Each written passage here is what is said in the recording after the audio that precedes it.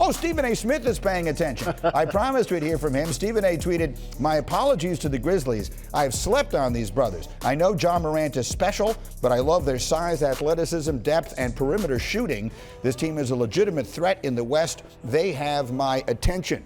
So he's paying attention. Jalen Rose, have Ja Morant and the Grizzlies put the entire league on notice? Absolutely. I picked them to make the playoffs last year when Steph Curry was playing like an MVP, and they took the spot. And we got to make sure we acknowledge their head coach, Taylor Jenkins. He's done an amazing job continuing to curate this roster, but Ja Morant is super special. And the thing I love about Ja, and I say this respectfully, he has no regard for his body. Usually a guy that's built wiry the way he is doesn't just go reckless to the basket. Players like that stand out to you, like an Allen Iverson play like that. Derrick Rose early in his career play like that. And so when I watch him play, I really appreciate how he continues to attack and plays with a 90s mentality. You know, and JJ, the point I made going into the break will tell you something about Ja Morant that you may not know. And what I meant by that was, you know how good he is. You may not realize how good that team is. That's a good team. They played well when he wasn't there. You were making that point when we were talking today. They're a really fun team to watch. They're deep. During this win streak, they've missed Ja for a game. They've missed Desmond Bane for a game. They missed Dillon Brooks for 8 of these games. To Jalen's point, teams take on the personality of their best player. Correct. And the identity of this team is fearless, just as Ja Morant is fearless. One thing, you mentioned the coach. It is really hard to build a great team in a small market in the NBA. Give the front office of the Memphis Grizzlies a lot of credit. They've hit on Desmond Bane late in the first round. They hit on Dillon Brooks, and they nailed 2 top-5 picks in Ja Morant and Jaren Jackson Jr. One of our first nights of the season, we had a discussion on the set about the best player in the league under 25.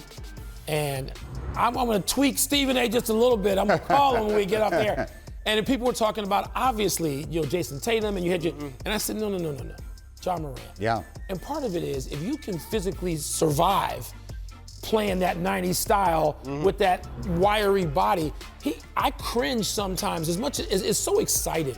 And part of that is because of what happened with Derrick Rose for me as a Chicagoan, somebody who I grew up in the same neighborhood with, not with. But the thing with Ja now, he goes up with his left hand, he's off balance, he is soaring, his head is at the rim, and you just go, oh my God, this is so spectacular.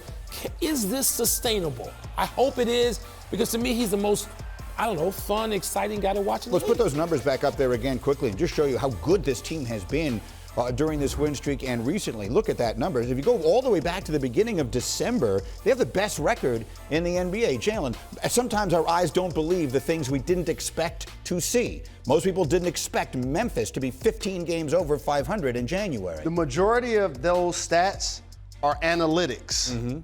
And the reason why they're not on a normal stat sheet is because a lot of that represents effort, the rebounding, the defensive rating, the points in the paint. When you have a guy that's built like Ja, but he's among the league's leaders in restricted paint points, that now puts everybody else on your team in the position to attack. And I know you appreciate this, Greeny. He went into the stands. Yeah. Kid had on a Steph Curry jersey. That was great. He ain't give him no love.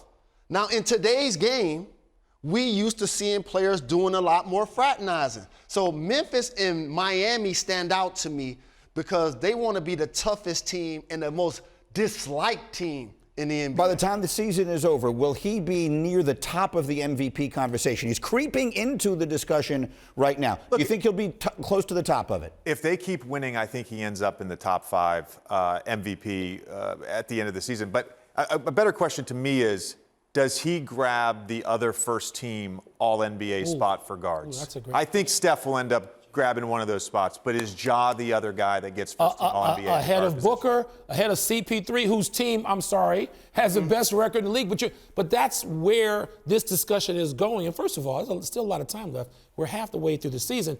Ja can get his team. If they stay healthy, and they get Dillon Brooks back within, a month?